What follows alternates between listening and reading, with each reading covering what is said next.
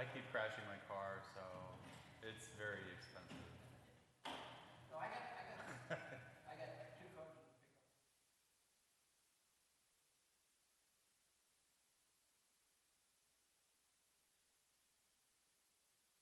I don't know how much I pay. It's too much.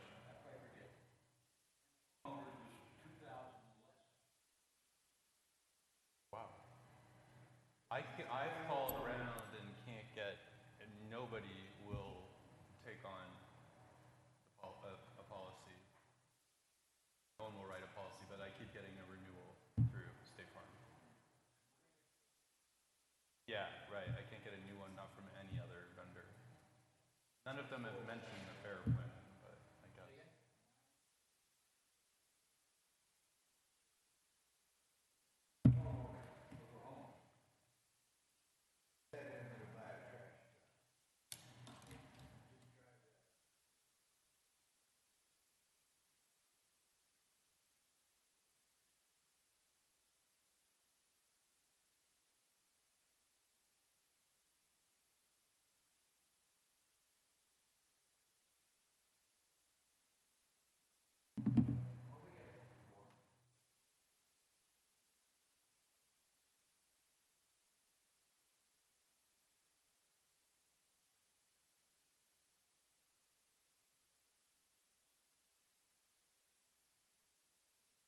Oh, they're not done with the report? The report they're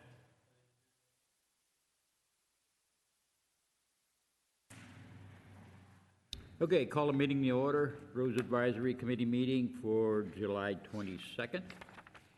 So I'll do a little roll call here. John Steele? Here. Jim Cox? No. Richard Daniel? No. John Durkin? Here. Matthew Ettinger? Yes. Michael Garcia? No. Curtis Kelly? No. And myself. Okay, so we do have a quorum. All right. Please stand for flag salute.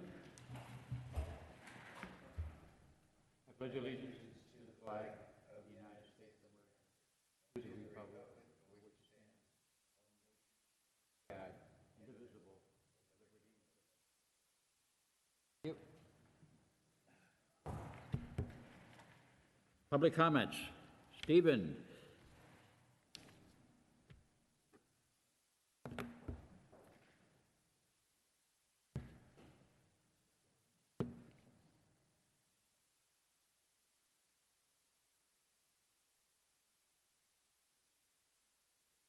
No.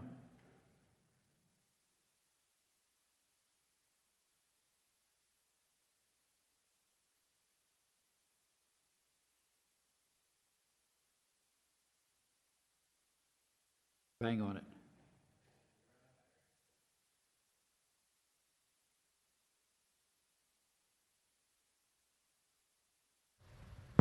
That's it. Okay, now it's working. You had to bang on it. Stephen Blackman, Citron Road. Three things. As I was coming down Hacienda, there was one car at Avocado Crest wanted to take a left turn. Might still be there because all the cars coming up, there might never be an opening. But what I noticed in the past month or so is that both West Road and East Road signal, if there's one car wanting to take a left turn, it'll trigger the left turn arrow. So that's something to make them consistent. Do with Avocado Crest, make the left turn arrow even if there's just one car, not wait for three. Second thing is crack seal. Now that we have a lot or most of the roads done, it'll be important every year to do crack seal because that prevents the water from getting in. It doesn't cost that much. And then the third thing is, as I mentioned regularly, to do multiple projects at a time, or even now just finish up the city. And that's turned out to be even maybe more important because you might have seen the city's going to buy that lot on Habra Boulevard for $2 million, and then the state's forcing the city illegal, I would say, to provide sewer service to that lot. That'll be probably another 2 million. And then who knows what else they might force the city to do, because it's for affordable housing, and you have to bend over backwards for those developers. You can't just say the developer's responsible for it. You have to basically just hand it to them on a platter ready to go. So the point being to get while the getting's good, because if they spend the city reserves on that lot, because as you know, the city's been spending $500,000, $800,000 for each zone. So if that was the case for the remaining 3, that'd be $1.5 to $2 million.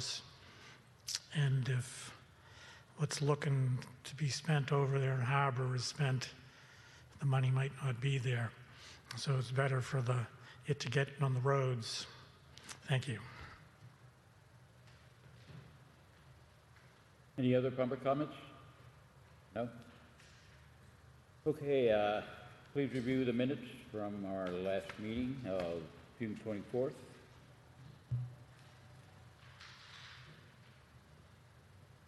There wasn't much there. Do I have a motion to accept? Do I have a second? Okay, yea or nay? John Steele? John Durkin? Yes. Matthew? Absolutely. And I say yes. Minutes accepted as written. Okay. Administrative items. The HSIP projects, guardrail, I guess it's the only thing left now, right? Guardrail is the only project we have left. It is up at the state for the review.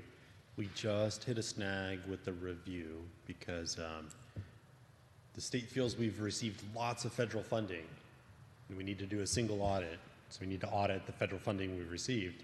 We've been promised a lot of federal funding, but we have not actually received a lot of federal funding. So we're in the process of working through that with the Caltrans Finance Department right now. Part of it is because the work done on Hacienda, so restriping and the signal, a portion of that was state funds and federal funds. So that project has been completed. We're in the reimbursement process for a little over $1 million on that one. So they see that going through the system, but we haven't received the check yet. And then we also have money from the storms in 2024 from FEMA that should be coming to us, but that is stuck in the land of federal government limbo. So we haven't received all of our funds, so we're working through that with them right now to let them know that we have some federal funding coming our way, but we haven't actually received those federal funds. I think as far as like storm reimbursements, right around $600,000 we should be getting back from that. And then I believe the federal funding for the street portion and the signal is roughly another like $500,000-$600,000. So I think they see those in the books that we have received those monies, but we haven't actually received the monies. The reimbursement for the street project has been authorized and approved, but we haven't received the reimbursement for it yet. And same thing with the FEMA funding. It has been reviewed and processed and approved for like the 5th time, but not CalGEM, I'm thinking CalGEM. The state is still in the process of trying to receive the funds from FEMA to be able to then reimburse us the money for the storm. So on paper, it looks like we have received federal dollars, which we actually haven't physically received yet. So I told them we'd be happy to do a single audit of it if they will provide the checks. So How much total was it? So if you receive over $1 million in federal funding, or receive and or spend $1 million in federal grant funds, they make you do a specialized audit. So you have to go through a specific audit. And so every year we do a mid-year and a fiscal year audit with our auditors for the budget. When you receive more than $1 million or spend more than $1 million of federal grant monies, you have to do another specific audit just of that grant monies that we'd received. So we would have to do an audit of the payments that we've done for the street project and the reimbursements we're receiving for it. but we haven't received any reimbursements yet. So we're in the process. We've submitted some documentation, submitting letters to them saying that we have not received the federal funds, so we have not spent $1 million of federal funds in the last fiscal year, last couple of fiscal years. So theoretically, we should be reimbursed for everything we spent? yeah, so we did go back and ask for a little additional money for the striping and the signal. So we asked to sort of recoup all of our construction costs, which was like about $1.1 million. And we were awarded the additional funding. So it's just right around under like $1.1 million in reimbursements that we'd be receiving. But it's a combination of state funds and federal funds. So I think when you look through the Caltrans systems, they see that in there that we have been approved for that payment, but we haven't actually received the payment yet. Any questions, comments? Well, I have a question about it. Who makes us have to do the special audit? Is it the federal government that wants us to do the special audit, or is it the state government that wants us to do the special audit because we got federal funds? It's the state government wants us to do the special audit because we received federal funds. So we're telling them like, well, we haven't actually got those money. Yeah. Do we expect it like this year to the point where we're still going to probably have to do the audit this year? We definitely, hopefully, should receive it this fiscal year. Where I was really hoping the reimbursement for the street work and the signal would have come in last fiscal year because we made the payments for that last fiscal year, so it'd make that audit a lot easier. Because that audit we had to actually pay for everything out of pocket and then submit all of the documentation and paperwork to be reimbursed for the money that we spent. So even though you're telling them, well, we can't do it yet because we didn't get the money, we're probably going to get the money, hopefully going to get the money. Yeah. Then we will have to do it. Then we'll have to do it. Yeah. Same with the funds from the storm, the large storm. We have right around $600,000 that should be reimbursed from all that storm damage and cleanup and work that we did after the storms in 2024. We went through a whole process with FEMA, then we went through a whole other process with Cal OEM, and then the last word we got is we've been approved, but Cal OEM hasn't received the money from FEMA yet to be able to reimburse us. So they're still in the process of advocating on our behalf, as they say it, to FEMA to be able to get the funds to be able to then reimburse us for that storm damage. So it's another one that sits on the books as looking as FEMA has approved us for $600,000 worth of funding, federal funding, but hasn't actually made it to us yet. Okay, any other questions, comments? No? All right, so I want to combine the next three items, future projects, street improvements, and the funding and PMP.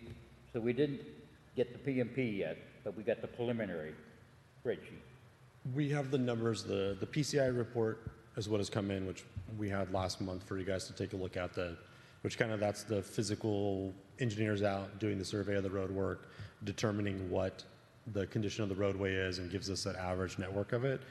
The last piece is the report, and so Peter had asked for a little bit of more information and then emailed again today for me to verify some of the funding sources we receive funds from, so where we get our money that go into that project and the actual dollars that we have been spending on the projects, the actual dollars we have been spending on projects, and what we budget typically for projects, which then they use to put together the program where they sort of tell us, do these streets in this order and do this treatment to those particular streets. So he just actually emailed about an hour ago and asked me for some additional information related to like the funding component of it so they can finalize the report.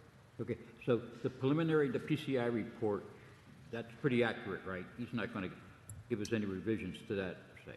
No, PCI report should be done, is completed. So the last meeting we talked about, that report identified 19 road segments that were graded as poor, PCI 49 to 59, somewhere in there. And I was suggesting we target those roads to be our next project, okay, and get it done as soon as we can, right? As Stephen said, we only got a year left for our assessment, and I don't have very high confidence level that the voters will give us another assessment. So, I assume there's enough information in this PCI report that we can target those roads to at least go into the design phase as soon as possible? Is that true? Yes, because really all that you're missing out of the report is sort of Bucknam's projection of how they would like to phase it. But I think like what the committee talked about last time and those strategies of looking at our lowest PCI roads that are in the worst shape to work on those, and that should be sufficient. Yeah, because they even give us, the recommended type of treatment they have to get and so forth, and so forth. So I would, any more discussions on this? Because I'd like to make a recommendation, a motion for a recommendation that we go with these 19 roads and submit it in, then to go into the design phase as soon as possible. Questions, comments? I would be interested to know how receptive the city council is. I mean, I understand how critical it is. We take steps back if we don't move forward. Are they receptive? They're receptive. They know we need to move forward. We need to continue with the street maintenance and working on the roadway. So I think they're receptive of it. I mean, for the most part, we've only rebid one project where we actually cut some streets out of it, but that was in a time period where everyone was opening crazy bids across the board where, those bids came in at nearly double what we expected them to come in at. And that's the only time we have not moved forward with the construction of awarding after bidding a project. So I think the council is receptive for it, and we always look at making sure what funding we have available to the realistic cost of doing the work. Any other questions, comments? Okay, so I'd like to make a motion, okay, that we present for the city council that those 19 roads that are graded as a PCI in the poor category be identified for our next roads project. Okay. Any questions or comments to that? I would think that it would deserve appearance for somebody that wrote somebody to plead our case while we're working on this motion. Okay. I just had a question about the prioritization.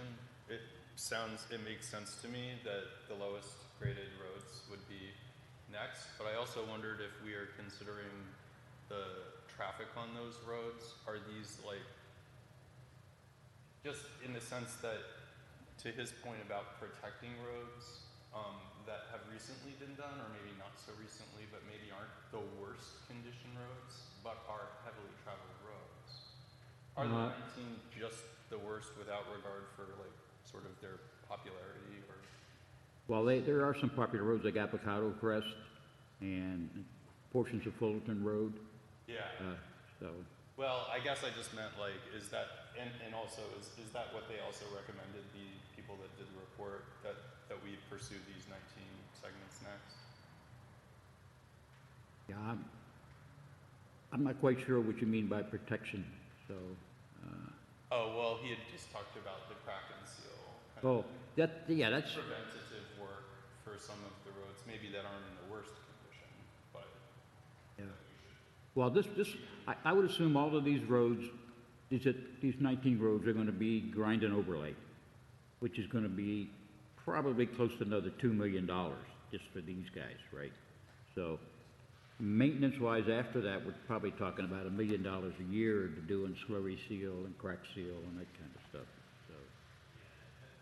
At a 50 PCI, those roads would be grind and overlay. And those are sort of like getting down to the last bits of roads where we have to do grind and overlay. And if they start to like dip much lower than that, then you move into like full reconstruction territory where you have to like remove the base and everything and reconstruct the road. We also always do a crack seal component. So every year we carry like a $30,000 component to do So we're crack always seal. doing that separately, that's not. We have looked at various options over the year for the crack seal part of it. We've done it where we've just bid the crack seal, but typically it came in really high.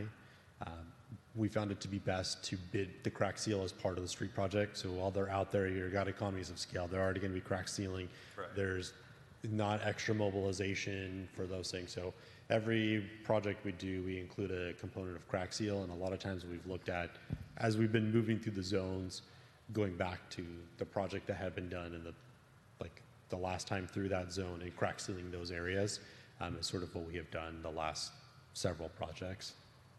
So something we would definitely do again is, it's always as a component to those bids, is doing the crack seal. Yeah, because the other issues, I think the funding now, like for the assessment, I don't know about the other restricted funds, but we cannot carry them over from year to year. I mean, if we don't spend them in one year, they don't carry over, right? From the restricted funds or from the district? Well, for the assessment, for sure, right? I know you don't carry that over, right? Angie separates them, so she knows each year what the amount is. We can carry some of the restricted funds for a certain period of time. If we don't use them within those time periods, then they go back to the agencies that we get that funding from. Yeah, but not the assessment, right? Not the assessment, no. Yeah, so to me, that gives me more urgency that we should target and get this done as soon as we can, okay? So any other comments regarding the motion? Well, the only question I have, like, in the past, they always try to clump all the roads together for funding to do. Yeah. So we're gonna have to put basically scattered all over the city. Well, we brought that up last thing, and I think The last project these 19 roads, there are mostly in the east side, zones 3, 4, and 5, and then there's La Flora, which is in zone 1, which is on the west side. So, Yes, this last project where we sort of did multi-year in one, it's basically the whole east side of town.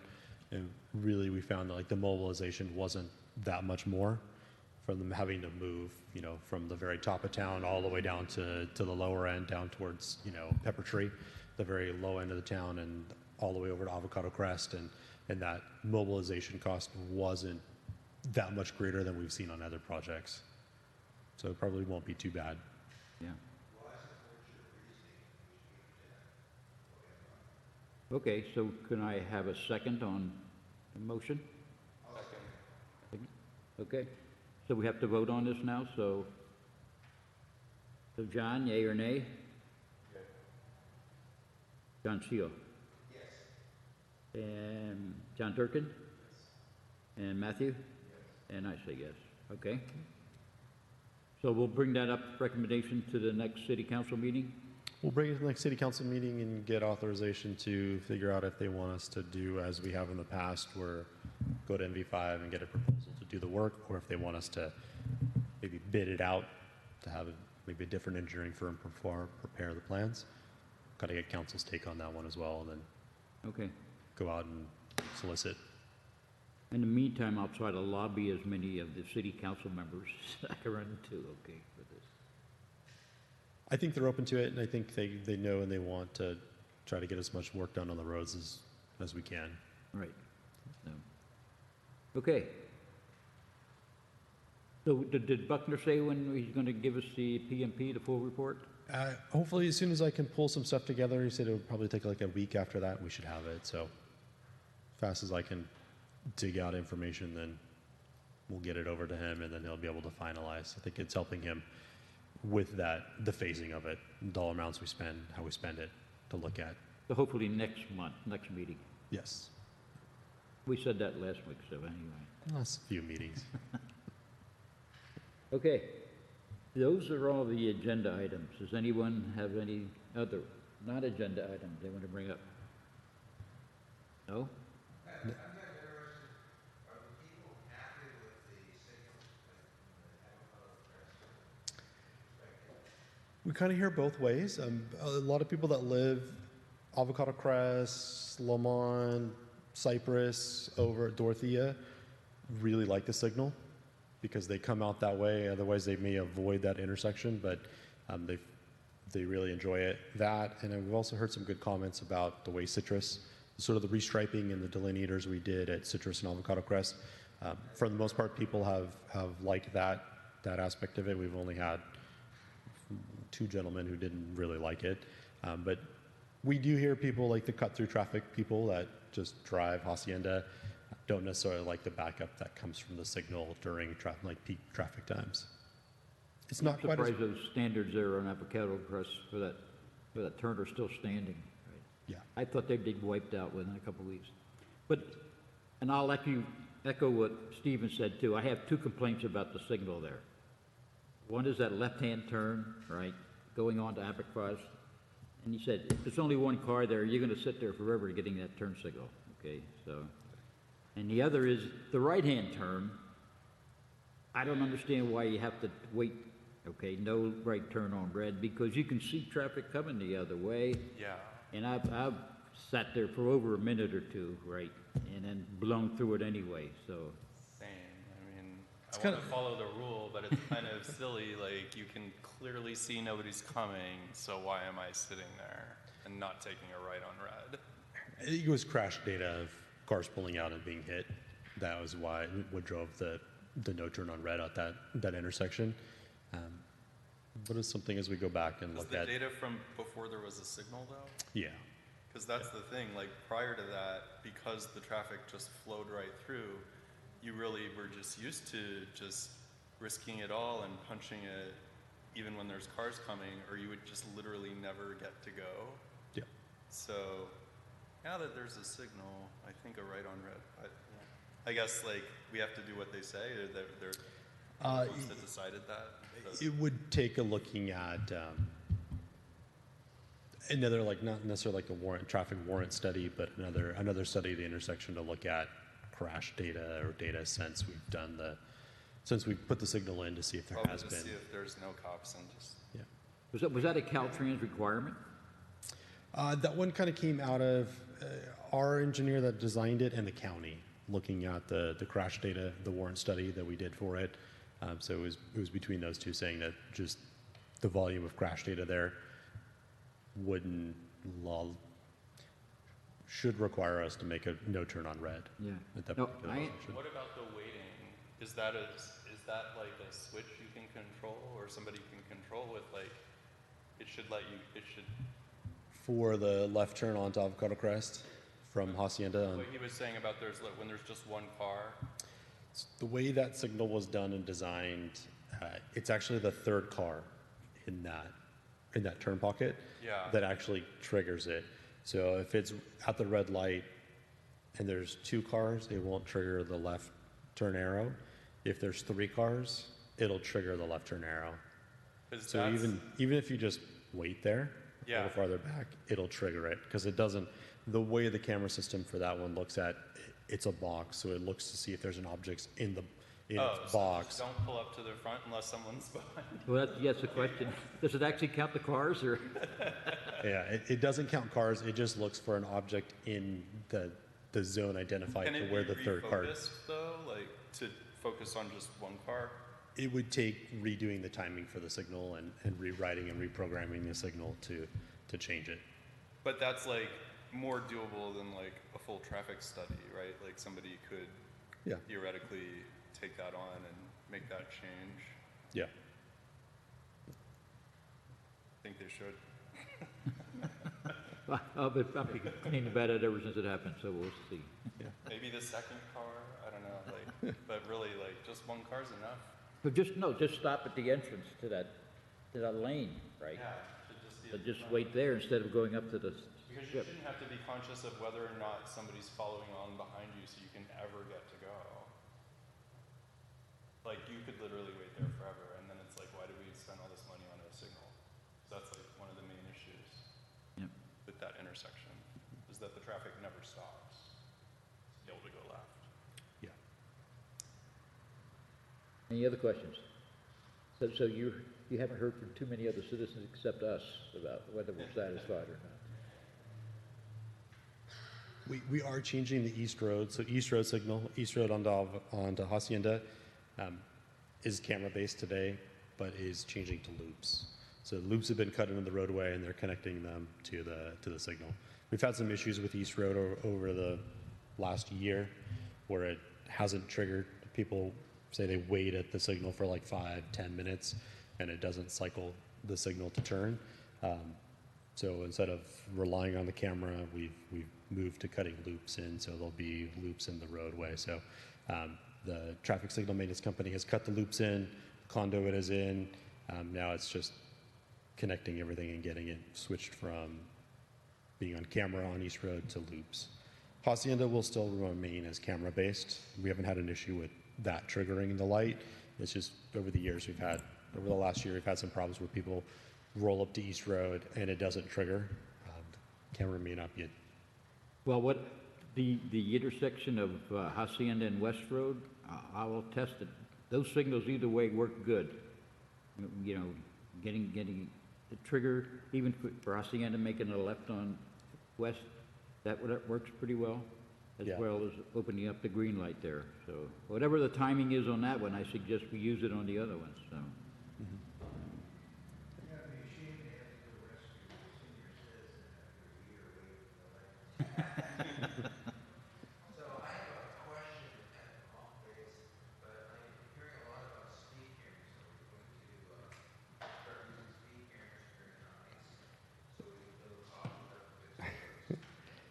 It would be nice in Hacienda to have speed cameras. There are some pilot programs going on at a state level. So there are some jurisdictions that there's like specific legislation related to speed cameras that is sort of like a test base for the state to see if they want to move back into speed cameras. So if and when we could look at it, we will probably look at speed cameras, especially on some of the busier, faster streets, Hacienda, Harbor, east and west, where we see pretty high speeding. We get a lot of complaints. I mean, Harbor has some very high speeds on it today. I mean, I know one of our motor deputies got his highest ever speed over there, 116 miles an hour. On Harbor, going north, so going up the hill, 116 miles an hour. And then, but we do a lot like East Road, especially from Fullerton. It wasn't Mr. Edinger. East Road, especially like from Fullerton towards like where Valley is by the golf course. It's a pretty high speeds through there because it's a relatively straight stretch of road right there. So people travel pretty fast through that. West Road as well. There's a couple of spots at West Road where people will go really fast. That might be a prime location for a speed camera. But right now it's a test program through the legislature for some very like San Francisco, Long Beach. There's some specific cities that are testing it. I haven't seen the sheriff deputies monitoring traffic for at least 2 years now in the Heights. He probably doesn't write as many speeding tickets as normally. They focus a little more on trucks. I haven't even seen him. I mean, I didn't even know where he parks anymore. He has a new spot. Our new deputy has a new spot over by Jan Fiore's office on Hacienda. That's a little harder to see, where he can back in and you don't notice he's there. And plus he just switched, so he's out of like an Explorer into a pickup truck. So our deputy Sarah, our deputy, just moved to an F-150. So he has an actual pickup truck for his patrol vehicle now. Okay, anything else? No? So we're going to do the recommendation to City Council. The recommendation to City Council, and then next month we'll be back to our regularly scheduled time since this is the last. 6:30, yeah. So I think that's August 26th is our next meeting. And hopefully we'll have the PMP to review. So that'll be good. All right. No other questions? Okay, meeting's adjourned. Thank you all.